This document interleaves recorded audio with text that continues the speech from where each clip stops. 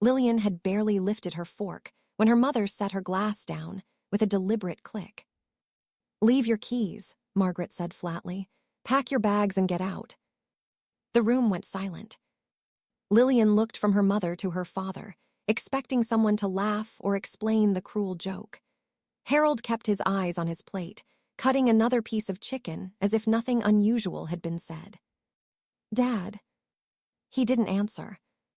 Instead, her younger brother Evan disappeared into the hallway. Seconds later, he rolled her suitcase into the dining room and parked it beside her chair. "I already packed the rest," he said with a satisfied grin. "You don't live here anymore." Lilian stared at the suitcase, then at the envelope containing the mortgage receipt she had paid just 3 days earlier. "What are you talking about? I just made this month's payment." Margaret folded her hands. "And we're done pretending that gives you any rights." Evan held out his hand. "The house key." Lilian instinctively closed her fingers around the keyring in her pocket. Everything about the room had changed in less than a minute. 3 people she'd trusted her entire life had already decided she was leaving. What she didn't know was that less than 24 hours later, one phone call from the bank would destroy everything her family thought they owned. Lilian couldn't make herself touch the food. "Mom, what is this?" Margaret sighed, as though she were explaining something painfully obvious. "You've stayed here long enough. I've lived here my whole life." "You've rented a room here," Margaret corrected. "There's a difference." Lilian blanked. "Rented?" She looked at Harold again. "Dad, say something." He swallowed, reached for his water, and finally spoke without looking at her. "It's time for everyone to move on." Move on. As though the last 8 years hadn't happened. As though she hadn't quietly taken over the mortgage whenever Harold said business was slow. As though she hadn't postponed buying her own condo because her parents insisted they needed help, just a little longer. She pushed back her chair. "I've paid thousands toward this house." Margaret dismissed the statement with a wave of her hand. "Rent isn't ownership." "It wasn't rent. It was your contribution for living under our roof." Before Lilian could respond, Evan stepped closer. "You heard Mom." He reached into her coat pocket before she could react, pulled out the house keys, unclipped the front door key, and snapped it onto his own keychain. "There," he said, "problem solved." The metallic click echoed through the room far louder than it should have. Lilian looked around the dining room she'd helped repaint. The kitchen appliances she'd helped replace. The windows she'd paid to repair after the last storm. Every improvement suddenly felt like it belonged to someone else's life. No one tried to stop her as she carried her suitcase to the front door. Not her mother. Not her father. Certainly not Evan, who stood with his arms folded, watching as though he had already inherited the place. Outside, the evening air felt colder than it should have. She loaded 2 suitcases into her car and drove to a budget hotel across town, replaying the dinner over and over. Nothing made sense. Why now? Why after all these years? Had they planned this for weeks? Sleep barely came. The next morning, while she sat staring at untouched coffee, her phone rang. The number wasn't saved. She almost ignored it. "Hello. Good morning. May I speak with Lilian Brooks?" "This is Lilian." "My name is Sandra, and I'm calling from the mortgage servicing department. We need your authorization regarding a refinance request for your property." Lilian frowned. "I'm sorry, I think you've got the wrong person." There was a brief pause. Sandra checked something on her screen. "No, Ms. Brooks. According to our records, we're speaking with the legal owner of the property." Lilian's grip tightened around the phone. "And what?"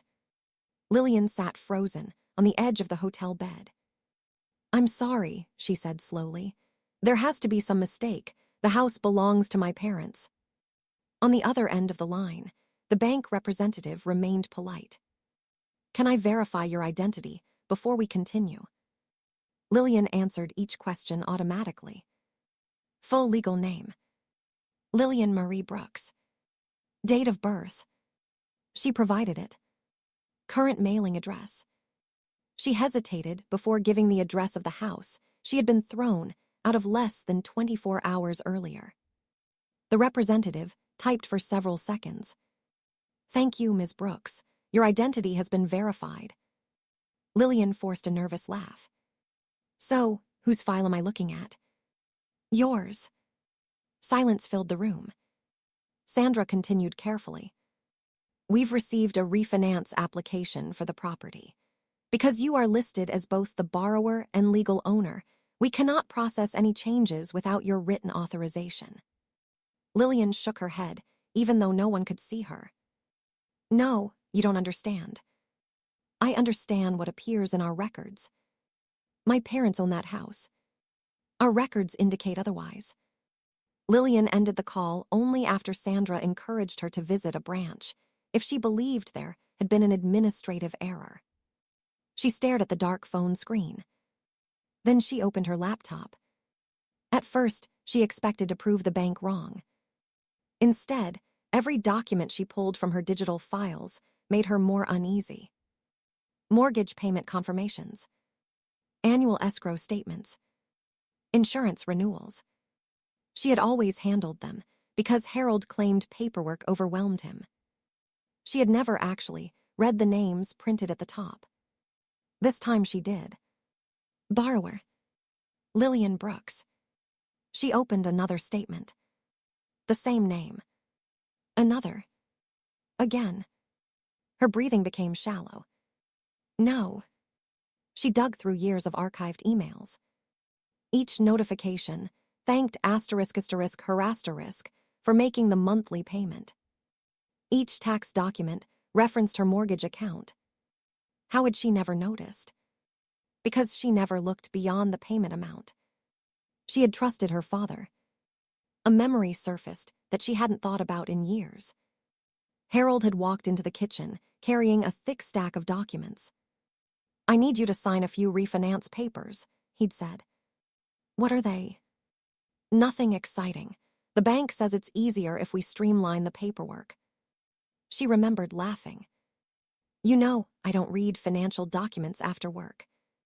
I know, Harold had smiled. That's why I'm handling everything. She had signed where he pointed, initialed where he tapped, asked almost no questions.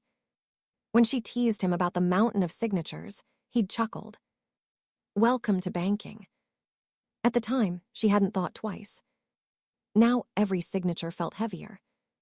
More memories followed. Whenever property tax notices arrived, Harold handed them directly to her. You understand these better than I do.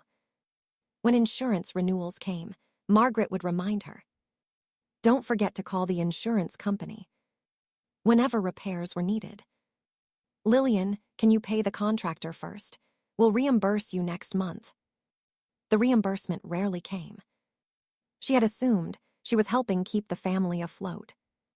Instead, she was beginning to wonder if she'd been carrying responsibilities that weren't supposed to be hers. By afternoon, she had scheduled a meeting with a real estate attorney.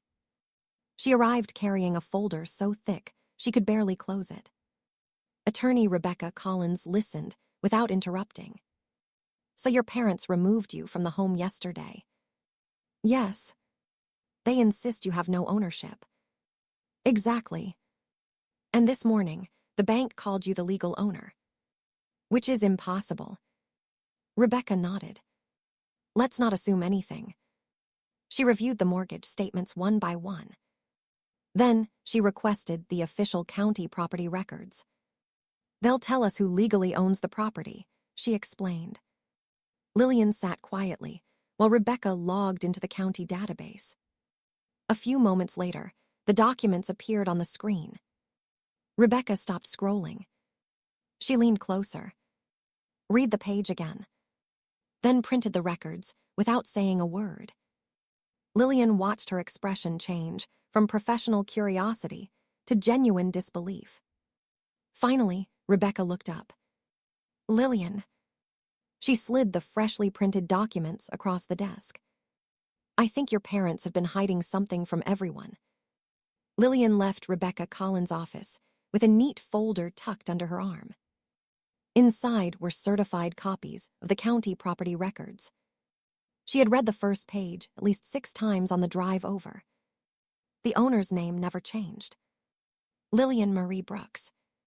Even seeing it in black and white didn't feel real.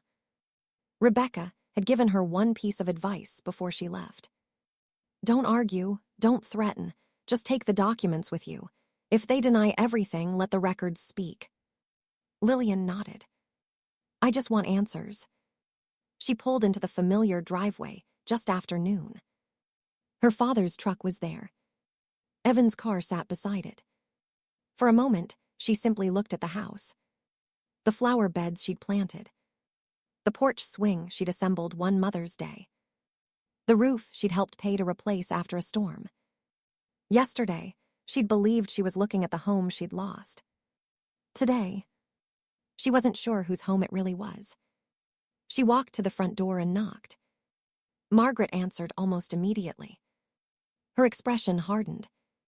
I thought we were clear. I just need to talk. We have nothing to discuss. Before Lilian could answer, Harold appeared behind his wife. I told you to leave this family alone. Lilian took a slow breath. I've been to the bank. For the first time, Harold's face tightened almost imperceptibly. Then it disappeared beneath a forced smile. So, they say I'm the legal owner.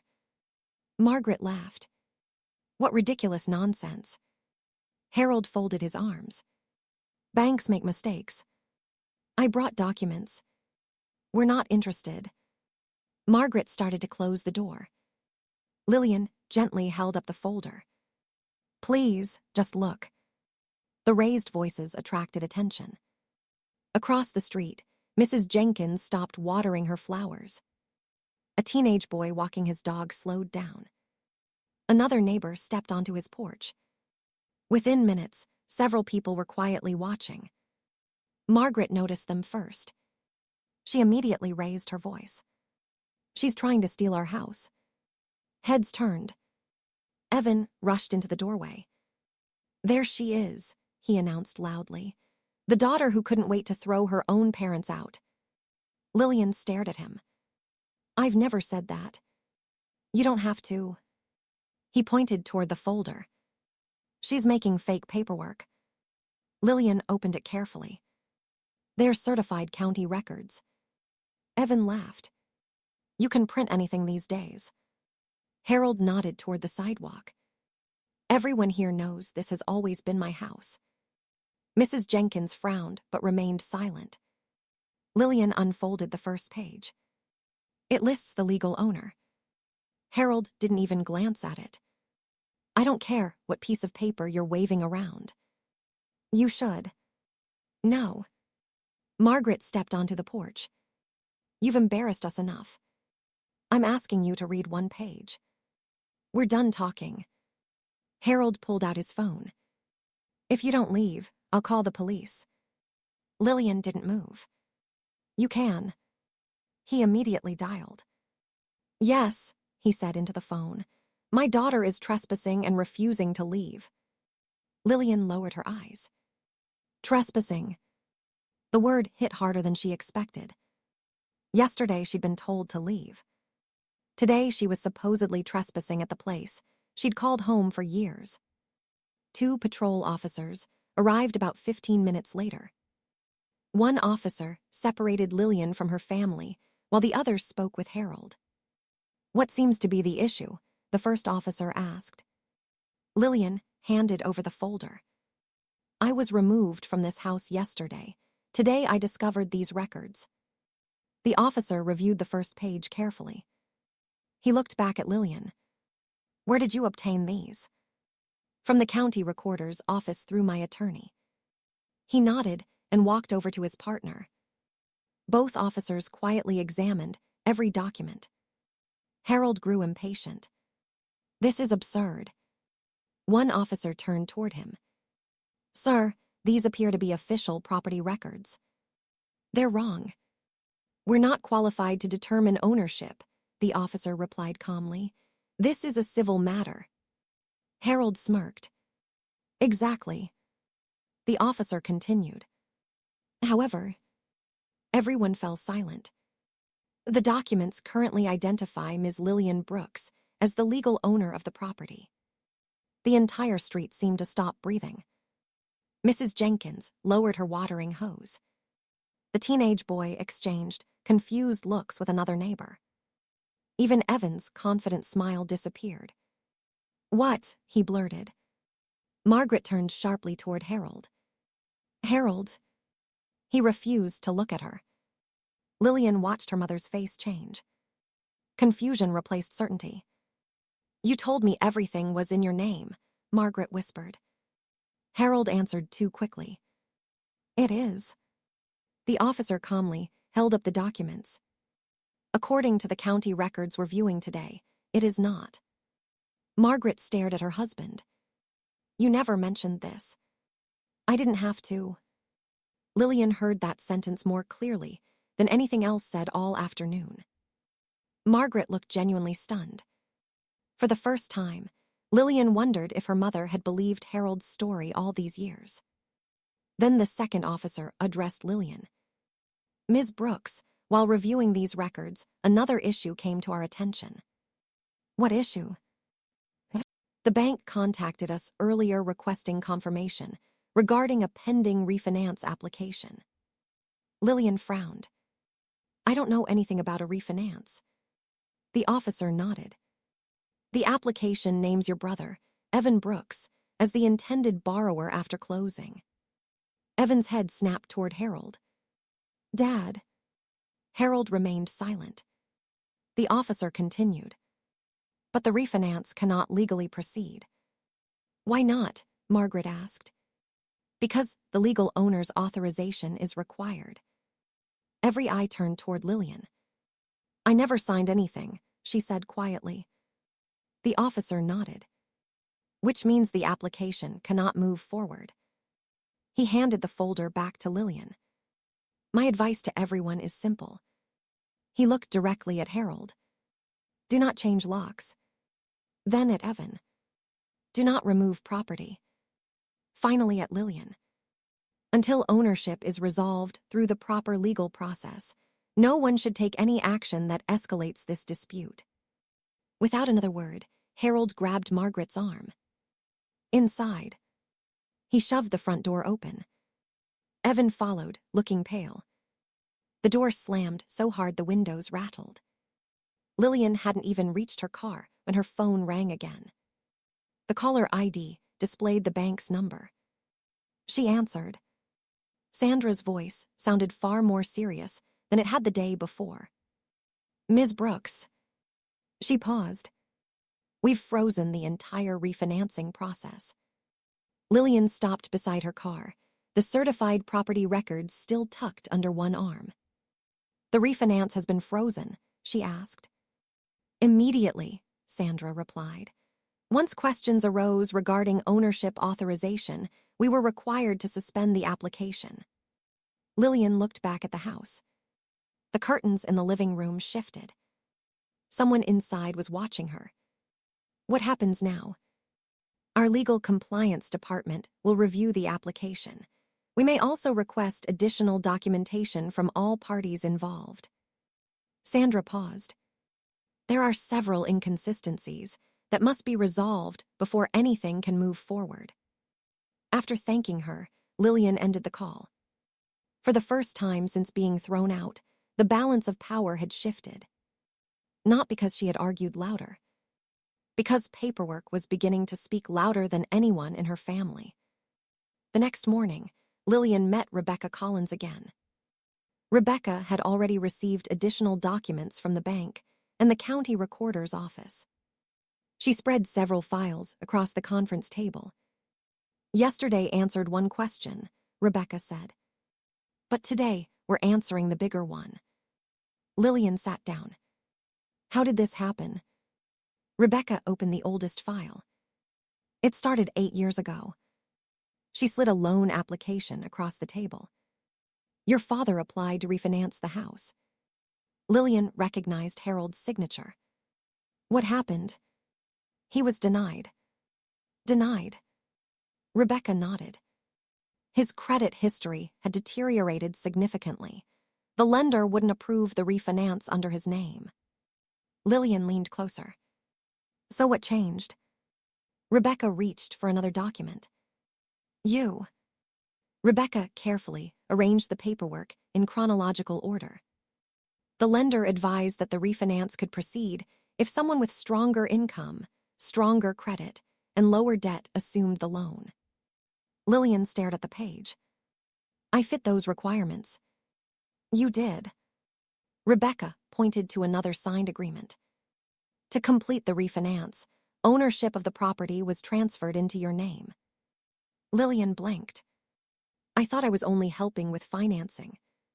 That's likely what you were told. Rebecca turned another page. But legally, this wasn't temporary paperwork. She tapped the county filing stamp. The deed was recorded. Lilian felt her stomach tighten. So, I became the owner that day. Exactly. She looked at Rebecca. Then why didn't anything change?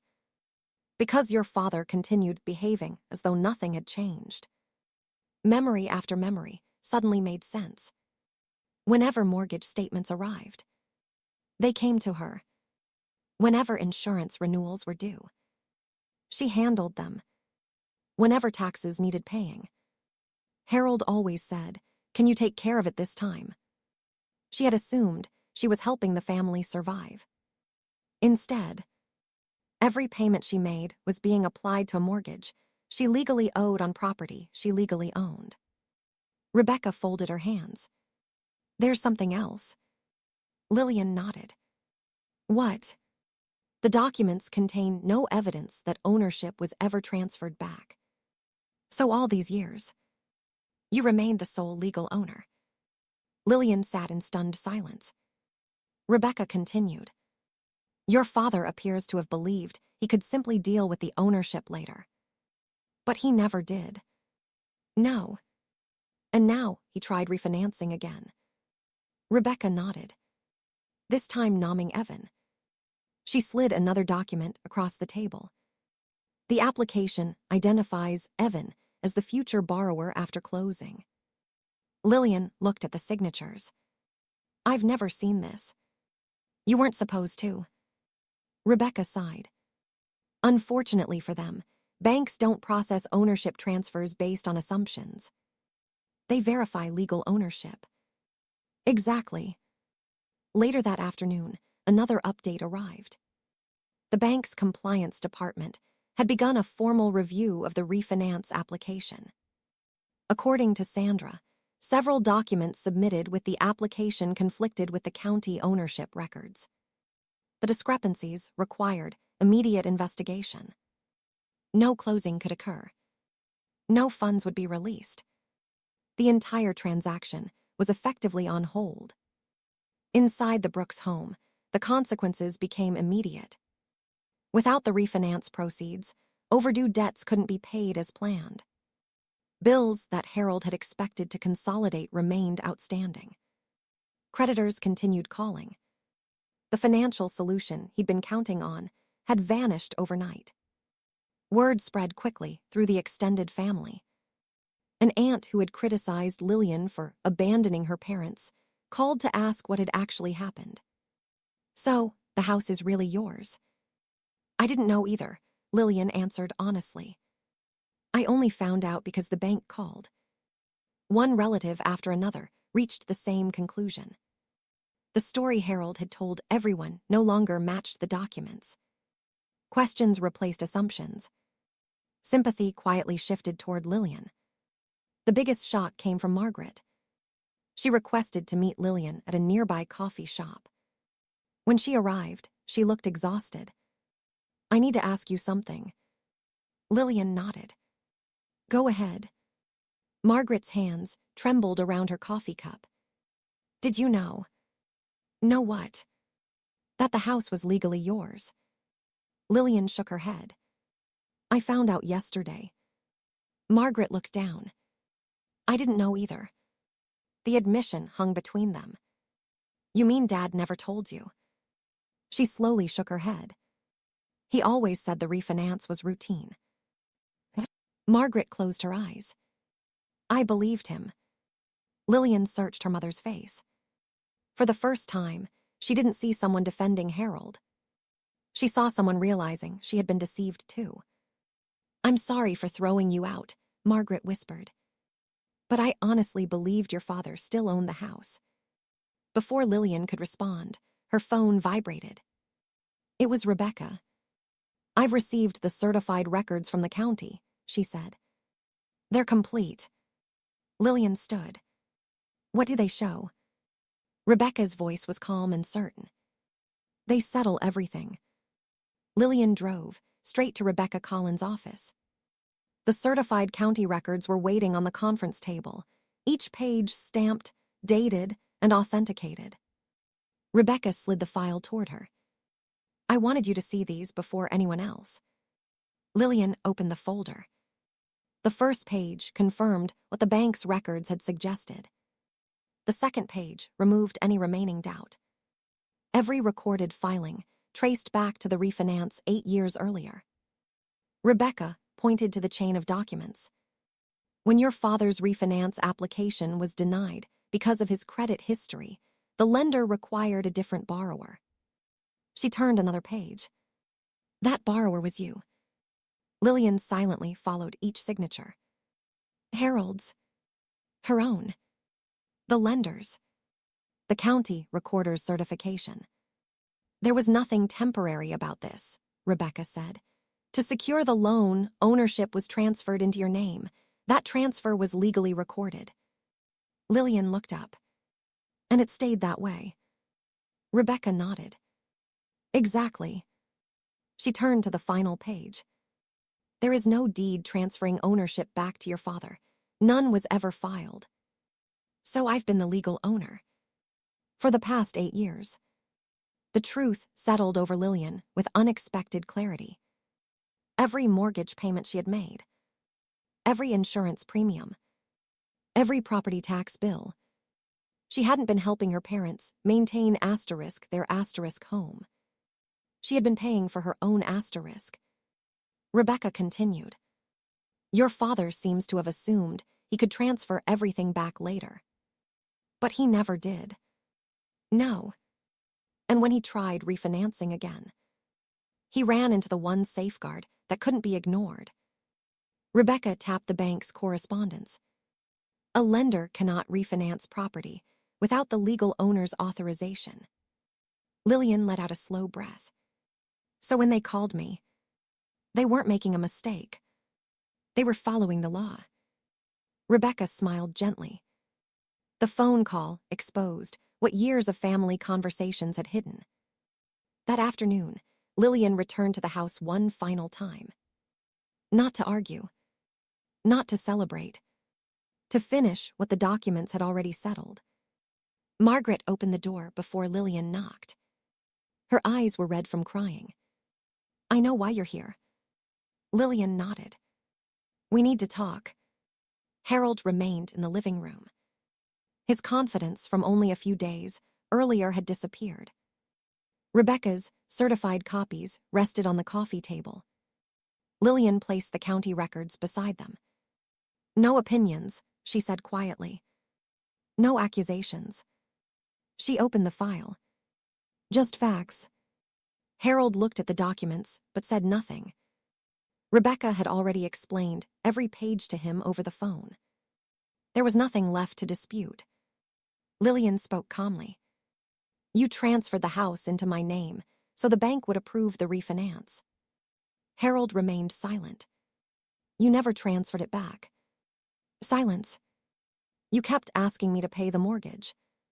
Still nothing. You told me those payments were helping the family. Finally, Harold spoke. I always intended to fix it. When? He had no answer. Lilian continued. You told everyone I had no rights. He lowered his eyes. You told Evan the house would be his. Evan stood near the hallway, unable to meet anyone's gaze. I believed you, he said quietly to his father. Harold said nothing. Margaret looked at him with tears in her eyes. You let me throw our daughter out. His shoulders slumped. I thought I could solve everything before anyone found out. Instead, one phone call had undone years of deception. Within days, the bank officially canceled the refinance application. Without the legal owner's approval, it could not proceed. The inaccurate ownership information submitted with the application triggered additional financial and legal consequences that Harold now had to resolve himself. The plan to place the house under Evan's control collapsed completely. Among the extended family, the truth spread just as quickly as Harold's original version had. Only this time, it was backed by certified records. Relatives who had criticized Lilian began calling to apologize. Several admitted they had believed Harold without ever asking her side of the story. Lilian accepted the apologies politely. She didn't argue. She didn't keep score. She simply stopped carrying responsibility for other people's choices. The hardest conversation came with Evan. I was angry at you, he admitted. I know. I thought you were trying to take the house. I never even knew it was mine. He looked around the living room. Dad promised this place would eventually belong to me. Lilian answered honestly.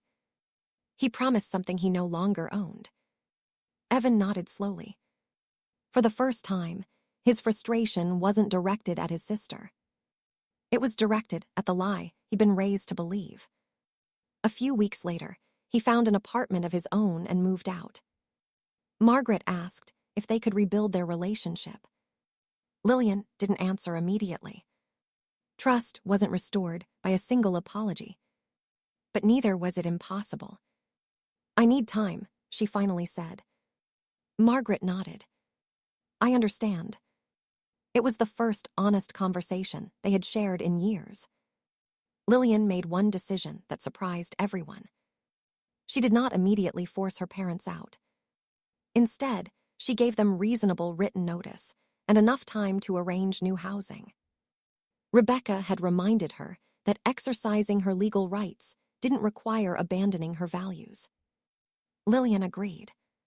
She refused to repeat the cruelty that had been shown to her. When her parents eventually moved into a smaller home they could realistically afford, the transition was quiet. There were no dramatic confrontations. No final shouting matches. Only consequences that had finally caught up with years of dishonesty.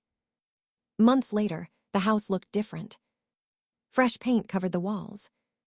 The neglected garden had come back to life. The guest room had become the home office Lilian had postponed creating for years. For the first time, every decision inside the house reflected her own future instead of someone else's expectations.